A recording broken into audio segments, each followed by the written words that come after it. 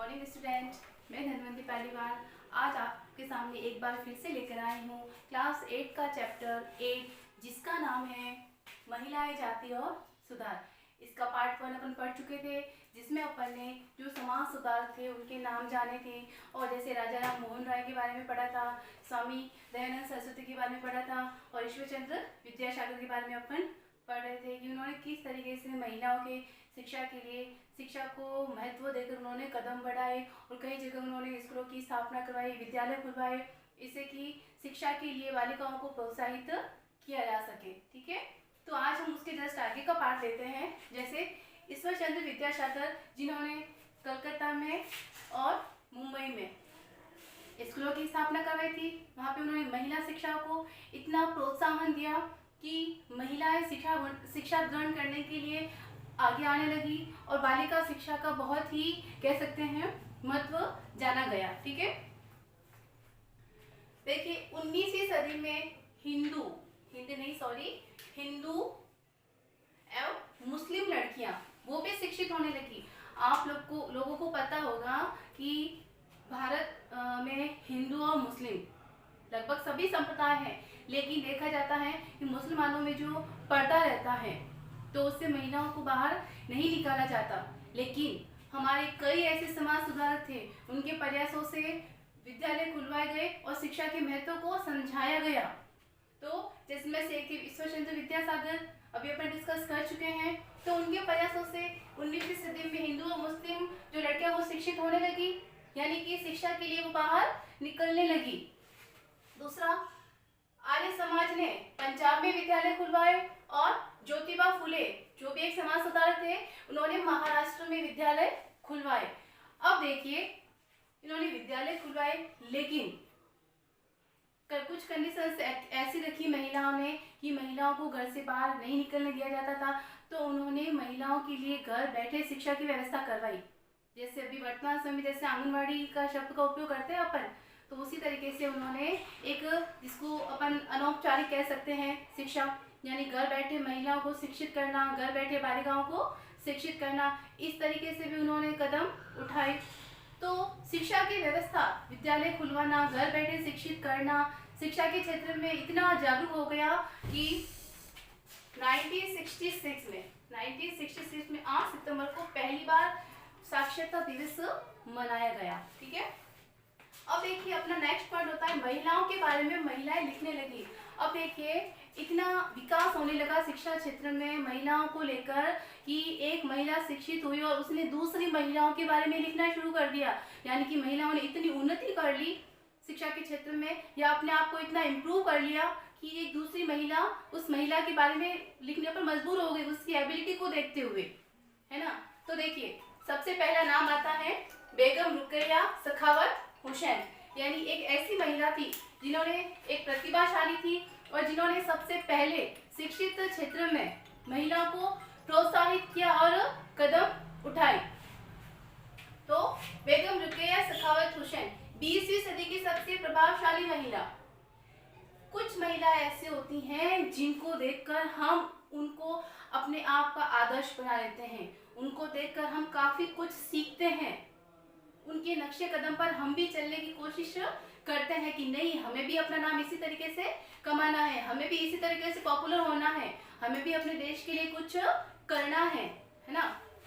तो इन्होंने कलकत्ता, पटना में बालिका शिक्षा व्यवस्था, तो देखिए महिलाओं के बारे में महिला लिखने लगी, यानी कि जो ये बेगम रुकैया सखावत हुसैन थी, इन्होंने कलकत्ता, पटना में बालिका शिक्षा व्यवस्था को लेकर बहुत ही अच्छे कदम उठाए।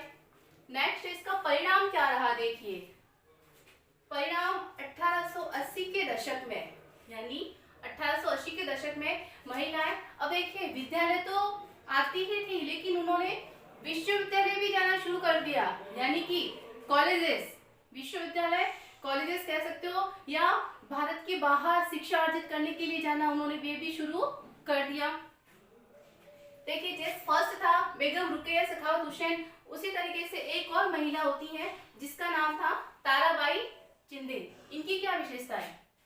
ताराबाई शिंदे ने जो उन्होंने घर पर रहकर ही शिक्षा ग्रहण की, घर पर रहकर ही शिक्षा ग्रहण की और इन्होंने एक किताब लिखी जिसका नाम था स्त्री पुरुष तुलना।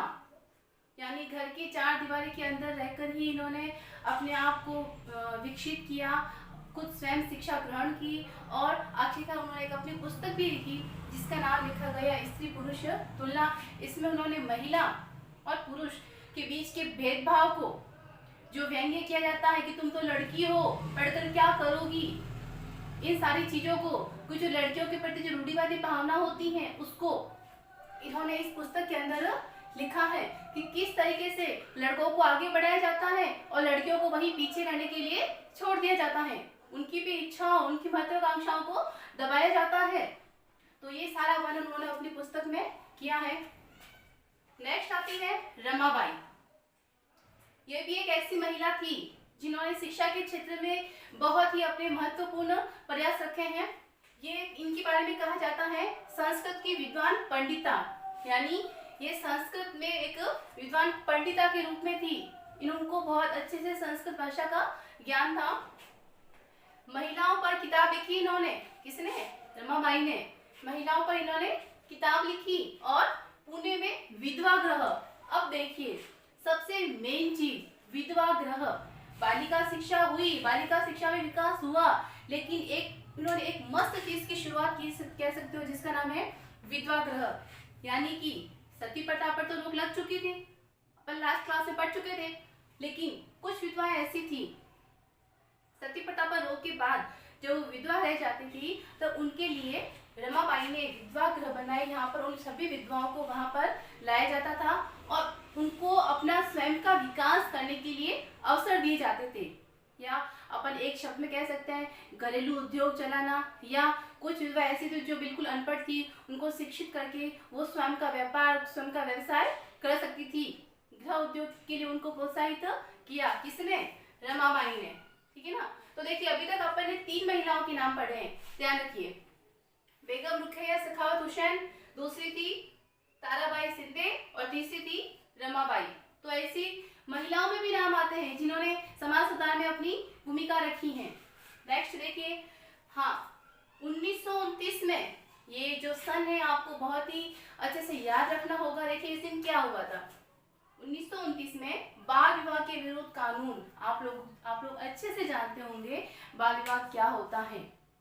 वर्तमान में अगर उम्र होती है 18 वर्ष से कम लड़की, या 1929 के समय उम्र थी 18 यानी 16 वर्ष से कम लड़की की जब शादी हो जाती थी वो एक बाल विवाह कहलाता था। और आज भी कई समाजों में ये प्रथा होती है, किसी के बड़े बुजुर्ग के मरने के बाद उनकी, चाहे वो नाबालिग है फिर भी उनका विवाह हो जाता है। तो इसके लिए पुरानी रूढ़िवादी धारणाओं को त्याग कर इसका विरोध किया गया कि बाल विवाह पर रोक। कब? 1929 में एक ऐसा कानून पारित किया गया जिसमें बाल विवाह पर स्पष्ट तरीके से इसका विरोध किया गया, इस पर रोक लगाई गई। ठीक है। उसमें लड़की की उम्र रखी गई 16 वर्ष और लड़के की रखी गई 18 वर्ष। ये बात है 1929 की। लेकिन उससे कुछ समय बाद इसकी उम्र में वापस बदलाव हुआ, लड़की की उम्र रखी गई 18 वर्ष और लड़के की रखी गई 21 वर्ष। जो वर्तमान में भी यही चल रही है, 18 वर्ष और 21 वर्ष। अब कुछ ऐसे कानून अभी चल रहे हैं प्रेजेंट टाइम में जिसमें लड़की की उम्र रखी जा रही है 21 वर्ष और लड़के की और उससे ज्यादा बढ़ाई जाएगी। हालांकि अभी निश्चित हुआ नहीं है, पर कुछ ही टाइम में ये भी निश्चित हो जाएगा कि शायद लड़की की उम्र 21 वर्ष हो जाएगी और लड़के की उम्र 24 या 23 ईयर्स हो जाएगी। ठीक है। अब देखिए अपना नेक्स्ट पॉइंट है जाति और समाज सुधार। अभी तक अपन ने महिलाओं के बारे में, किसके बारे में? महिलाओं के बारे में, महिलाओं का विकास, महिलाओं की शिक्षाओं को लेकर जो चैप्टर में था वो चीज अपन ने पढ़ी है। और नेक्स्ट अपना टॉपिक आता है जाति और समाज सुधार, यानी कि जाति जो भेदभाव थे, ये भी मैंने आपसे पहले डिस्कस किए थे किस तरीके से जाति भेदभाव होता था। जो 4 वर्ण थे, ब्राह्मण, क्षत्रिय, वैश्य और शूद्र। तो ब्राह्मण जो वर्ण था उसको सबसे ऊपर माना जाता था, लेकिन जब जातिवाद में सुधार होता है तब इसका विरोध किया जाता है कि जातिवाद में ब्राह्मण धर्म को सबसे ऊपर क्यों माना जाता है? क्योंकि ब्राह्मण मनुष्य भी होता है, एक मानव ब्राह्मण होता है, एक मानव वैश्य शूद्र ये भी होता है, लेकिन है तो वो इंसान ही, उसी में वही खून होता है जो ब्राह्मण में होता है, लेकिन उसके साथ भेदभाव क्यों, छुआछूत की भावना क्यों? तो इसको सुधार के लिए प्रयास किए गए। कैसे, देखिए, जैसे सबसे पहले राजा राम मोहन राय ने, इन्होंने प्रार्थना समाज की स्थापना की। प्रार्थना समाज में क्या था, सबको सम्मान समझा जाता था, हर जाति को सम्मान, हर जाति को इसमें सम्मानतापूर्ण व्यवहार किया जाता था, जिसमें किसी भी संप्रदाय का व्यक्ति आ सकता था, कोई छुआछूत की भावना नहीं थी, सबको सम्मानता प्रदान करने के लिए, सम्मान समझने के लिए यह समाज चलाया गया। ठीक है, नेक्स्ट है आंध्र प्रदेश में अछूत जाति थी, जिसका जो थी मदिगा। ये आंध्र प्रदेश की एक अछूत जाति, अछूत शब्द है, ये देखिए अछूत, जिसको अपन छू नहीं सकते या जिसको छूना एक पाप समझा जाता है, कहते हैं इसको छूने से हम भ्रष्ट हो जाएंगे। तो आंध्र प्रदेश में ऐसी जाति थी मदिगा, लेकिन सुधार होने के बाद में जो मदिगा जाति थी ये धीरे धीरे आंध्र प्रदेश के साथ साथ तेलंगाना, कर्नाटक, महाराष्ट्र में भी आकर बसने लगी। यहाँ पर भी इन्होंने अपने समुदाय बनाए, क्योंकि धीरे धीरे लोगों के मन में ये जो छुआछूत की भावना थी, जातिवादिता की भावना थी, ये कम होने लग गई।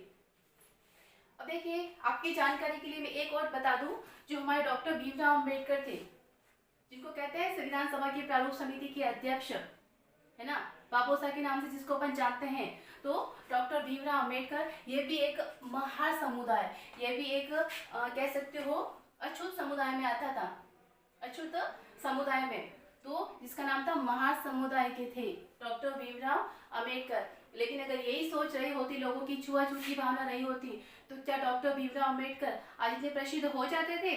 नहीं, लोगों ने उसमें बदलाव किया और हमें आज भी बदलाव की आवश्यकता है। कुछ हद तक जैसे आज भी कुछ भेदभाव होते हैं, तो हम लोगों को उस भेदभाव को बंद करना है, मिटाना है ना।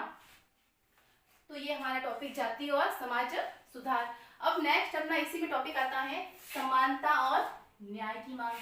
अब अगर लोगों के साथ भेदभाव होगा तो लोग क्या करेंगे? न्याय की मांग तो करेंगे ऑब्वियसली, और यही हुआ। अछूत जाति समझी जाने वाली जो लोग थे, जिनको अछूत माना जाता था, अस्पष्ट माना जाता था, जिनको छूना भी एक पाप समझा जाता था, उन्होंने अपने आप के लिए आवाज उठाई कि हम भी इंसान हैं, हमें भी समानता दीजिए, हमें भी अधिकार दीजिए। देखिए, जाति भेदभाव के विरुद्ध मध्य भारत में एक सतनामी आंदोलन हुआ। क्या, कौन सा आंदोलन हुआ? सतनामी आंदोलन। कहां पर? मध्य भारत में। और इसका समर्थन किसने किया, यानी इसके किसके नेतृत्व में हुआ कह सकते हैं, या फिर इसकी शुरुआत किसने की? तो इसकी शुरुआत की है घासीदास ने। घासीदास के द्वारा यह आंदोलन चलाया गया। यह एक अछूत जाति का व्यक्ति था। नेक्स्ट, जाति भेदभाव के लिए एक और आंदोलन हुआ पूर्वी बंगाल में, जिसका नाम रखा गया मतुआ पंथ।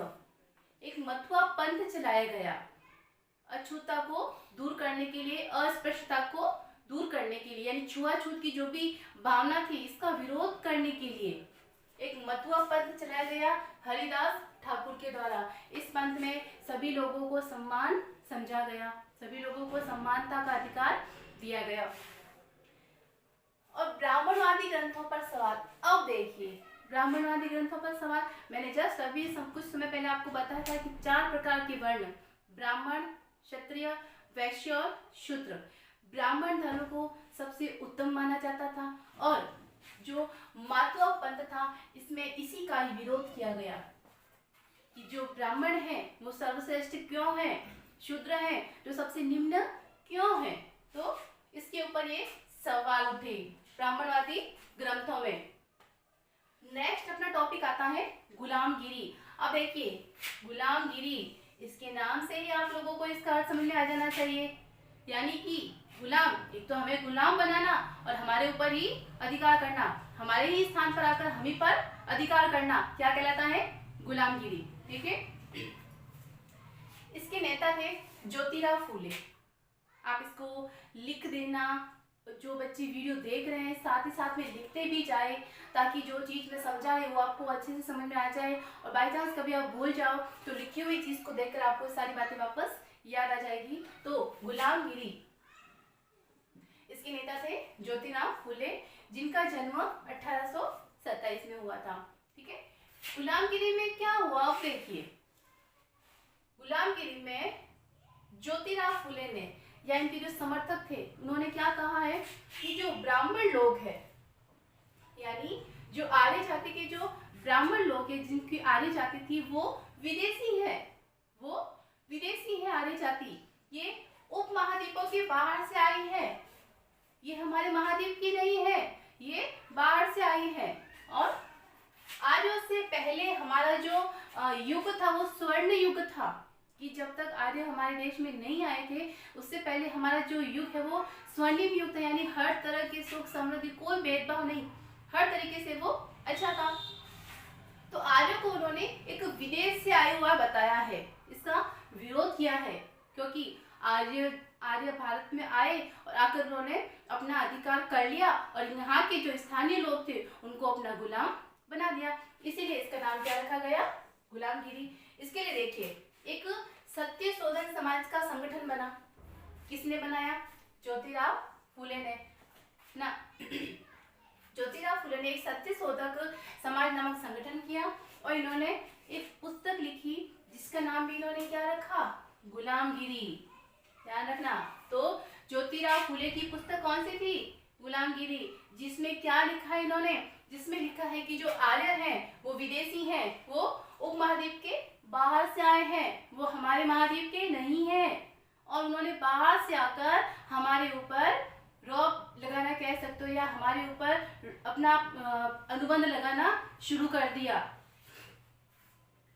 ठीक है, ये तो अपना पॉइंट था गुलामगिरी। अब नेक्स्ट अपना पॉइंट आएगा मंदिरों में कौन जा सकता था। देखिए ये भावना भी पहले बहुत प्रचलित थी कि हर व्यक्ति को मंदिर में जाने की अनुमति भी नहीं थी, जो उच्च वर्ग का व्यक्ति होता था वही मंदिर के अंदर जा सकता था, निम्न वर्ग का व्यक्ति को तो मंदिर की सीढ़ियों तो पास में बैठने का भी अधिकार नहीं था। तो ये क्वेश्चन आता है मंदिरों में कौन जा सकता था। तो देखिए हमारे समाज सुधार कौन है, इसके बारे में भी डिस्कशन किया है। अब अपन बात करते हैं डॉक्टर भीमराव अंबेडकर की। तो आप लोगों को मैं बताती हूँ, जो डॉक्टर भीमराव अंबेडकर थे, अभी अपन ने पढ़ा था ये किस संप्रदाय से थे, महार समुदाय के थे, यानी एक अछूत वर्ग के थे। इनके साथ भेदभाव होता था। जो विद्यालय, जिसको अपन विद्यालय एक मंदिर कहते हैं, जब वो विद्यालय जाते थे शिक्षा अर्जन करने के लिए तो उनको क्लास के बाहर नीचे आंगन में बिठाया जाता था, और बाकी जो सारे विद्यार्थी थे उनको कह सकते हैं अपन चेयर पर बैठाया जाता था, स्टूल पर बैठाया जाता था, लेकिन उनको नीचे फर्श पे बैठाया जाता था। दूसरा, वो जैसे स्कूल में जाते थे तो सबसे पहले जो अध्यापक थे वहाँ के, वो उनसे पूरे स्कूल का झाड़ू लगवाते थे। एक बार की बात है, जब वो उनका रोज का नियम हो गया था, उनके अध्यापक उनसे रोज स्कूल का झाड़ू लगवाते थे। एक दिन क्या हुआ, डॉक्टर भीमराव अंबेडकर के पिताजी वहां से जा रहे थे सॉरी, डॉक्टर भीमराव अंबेडकर के पिताजी वहां से जा रहे थे, तो उन्होंने देखा कि मेरा बेटा स्कूल का झाड़ू लगा रहा है, वो भी स्कूल का बहुत बड़ा मैदान होता है, सभी बच्चे क्लास के अंदर पढ़ रहे थे और उनसे स्कूल का झाड़ू लगवाया जा रहा था। तब उनके पिताजी स्कूल में आए और स्कूल में आकर अध्यापक को कहा कि सब बच्चे तो पढ़ाई कर रहे हैं, तो मेरे बच्चे से आप विद्यालय का झाड़ू क्यों लगवा रहे हो, इसको भी पढ़ाई करने का मौका दीजिए, ये भी पढ़ने के लिए स्कूल आता है। तब अध्यापक ने व्यंग्य किया था कि हम अछूतों के लिए, जो अछूत है वो इसी कार्य के लिए बने हैं। तब उनके पिताजी ने उसी समय जो डॉक्टर भीमराव अंबेडकर थे उनको अपने साथ घर लेके गए, उनको शिक्षा अर्जित करवाने के लिए उनको अमेरिका भेजा। यानी निम्न स्तर की शिक्षा तो उनकी वहीं पर करवाई जैसे तैसे, लेकिन उसके बाद उच्च स्तर की शिक्षा ग्रहण करने के लिए उनको अमेरिका भेजा। वहां पर वो डिग्री प्राप्त करके जब 1919 में वापस भारत आए, तब उन्होंने वापस आए 1919 में, तो उच्च जाति संरचना की, क्योंकि वो उस दौर से गुजर चुके थे कि अछूत व्यक्ति के साथ जब भेदभाव होता है तो कैसा महसूस होता है। तब उन्होंने उच्च जाति संरचना बनाई, इसीलिए कि उनके बाद किसी के साथ जो छुआछूत की भावना का व्यवहार ना हो, उनको हर प्रकार से सम्मान समझा जाए। ठीक है, अब देखिए नेक्स्ट आता है गैर ब्राह्मण आंदोलन। अब देखिए गैर ब्राह्मण आंदोलन, ये जिसको अपन कह सकते हैं स्वाभिमानी आंदोलन। ये चलाया था ईवी रामास्वामी द्वारा। एक समाज सुधारक थे ईवी रामास्वामी। ब्रह्म समाज, इन्होंने ये आंदोलन चलाया कि जो गैर ब्राह्मण थे उनको भी ब्राह्मणों के समान दर्जा प्राप्त करवाया जाए, उनको भी ब्राह्मणों के समान आदर, ब्राह्मणों के समान उनको भी कह सकते हो जिस तरह से ब्राह्मण का सत्कार किया जाता है उसी तरह उनको भी सम्मानित किया जाए, उनको भी हर कार्य का मौका दिया जाए, हर जगह पर आने जाने की उनको भी अनुमति दी जाए। तो यही चीज को लेकर गैर ब्राह्मण आंदोलन, जो स्वाभिमानी आंदोलन चलाया ईवी रामास्वामी ने। इसके बाद ब्रह्म समाज की स्थापना की राजा राम मोहन राय ने। जो ब्रह्म समाज था इसकी स्थापना राजा राम मोहन राय ने की, क्योंकि इस समाज में सबको सम्मान समझा गया, कोई भेदभाव नहीं रखा गया, ब्राह्मणों को या ब्राह्मणों के बराबर सबको समझा गया। ऐसा नहीं कि तू ब्राह्मण तो यहाँ से निकल जा, उसको निकाला नहीं, लेकिन ब्राह्मण भी वहीं बैठेगा, क्षत्रिय वैश्य और शूद्र वो भी वहीं बैठेगा। नेक्स्ट एक और आंदोलन चलाया डेरोजिया एवं यंग बंगाल। अब देखिए मोस्ट चीज बता रही हूँ मैं, डेरोजिया एवं यंग बंगाल ये चलाया था हेनरी लुई विवियन डेरोजिया द्वारा। वापस से रिपीट करते मैं, हेनरी लुई विवियन डेरोजिया द्वारा, ठीक है, जो 1820 में हिंदू कॉलेज के अध्यापक थे। उन्होंने ये आंदोलन चलाया और ये बताने के लिए कि जो ब्राह्मण है, ब्राह्मण के समान जो दूसरे वर्ण है वो भी समानता के सूचक है, उनको भी सम्मान समझा जाए, ठीक है।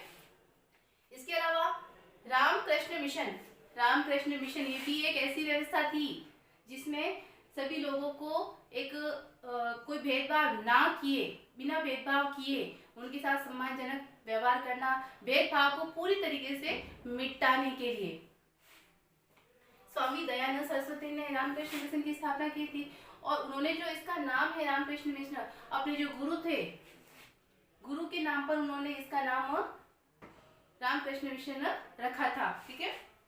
जो स्वामी विवेकानंद थे उनका मूल नाम था नरेंद्र दत्त। उनके गुरु का नाम जानना चाहोगे? उनके गुरु का नाम था रामकृष्ण परमहंस, है ना। तो उनके नाम पर उन्होंने मिशन चलाया, एक आंदोलन किया उसमें, और इनका स्वामी विवेकानंद का मूल नाम था नरेंद्र दत्त। 1893 ईस्वी में, ये तारीख आप याद रखना, अक्सर एग्जाम में पूछी भी जाती हैं, कि शिकागो विश्व धर्म सम्मेलन, जिसमें कई अंतरराष्ट्रीय जो कह सकते दूसरे राष्ट्र भी इसमें सम्मिलित हुए थे, और हमारे राष्ट्र में इसमें गए थे स्वामी विवेकानंद। और वहां पर जाकर उन्होंने इस तरीके से उन सब लोगों को भाषण दिया, तो एक व्यक्ति था ऐसा जिसको कहने में मजबूर हो गया कि ये हमारे आधुनिक भारत का सबसे पहला महापुरुष है। इनके बारे में ये कहा जाता है, इनके बारे में स्वामी विवेकानंद ने कहते हैं, जब शिकागो विश्व धर्म सम्मेलन चल रहा था तो जो हमारे स्वामी विवेकानंद हैं, इन्होंने इस तरीके से भाषण देना शुरू किया कि वहाँ के जो सारे लोग थे इतने मुग्ध हो गए उसमें कि उनको किसी भी चीज का पता नहीं चला कि कब कितना समय निकल गया। तभी इनको महापुरुष के नाम से हम जानते हैं, आधुनिक भारत के सबसे पहले महापुरुष, ठीक है। नेक्स्ट आता है प्रार्थना समाज, जिसके बारे में एक बार डिस्कस कर चुके हैं, लेकिन वापस पढ़ लेते हैं।